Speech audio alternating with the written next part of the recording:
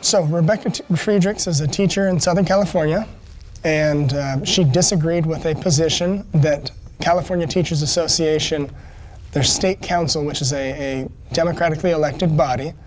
And so this democratically elected body took a position on a ballot proposition which dealt with same-sex marriage. The state council decided to support the no campaign, which would effectively allow gay marriage, and Rebecca Friedrich felt that she didn't support that same position, so that her dues shouldn't go towards that political activity. The lawyers representing Rebecca Friedrich have been before the Supreme Court before, 2 times to try to throw out the Affordable Care Act, also known as Obamacare. She lost at the state level at the Ninth Circuit Court of Appeals, and then it went to the Supreme Court very quickly, probably about 18 months. It's an attack on unions. It's trying to weaken unions' positions. It's not about freedom of speech. And when you actually look at her case, her premise is that unions, because everything they do is political in nature, that they're violating her freedom of speech rights, which, in my view, a union is a democracy. And so in a democracy, you're never going to get 100% of people's viewpoints.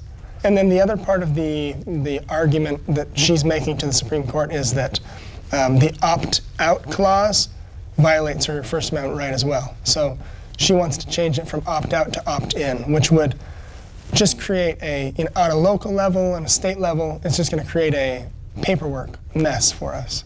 The goal is to weaken unions.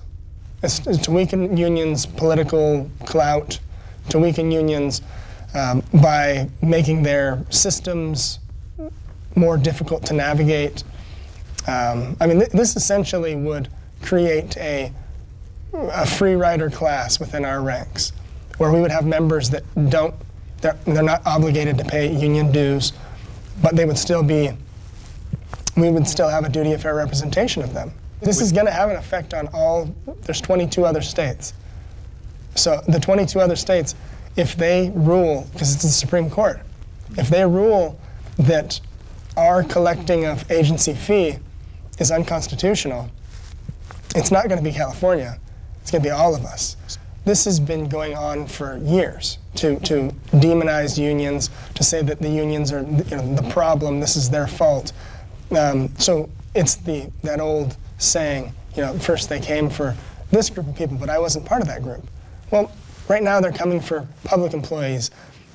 Next, it's going to be whoever's sitting out there, whoever's the next big chip to fall. So this is where unions need to collectively come together. And really, this is, talk about activist judges. We're putting our societal, what we've decided as a society, that this is the way that we are going to run, that workers have the right to bargain collectively. And we're saying, we're putting that into question, and we're putting that on the backs of 9 individuals, of which I don't know how many of them have actually been union members.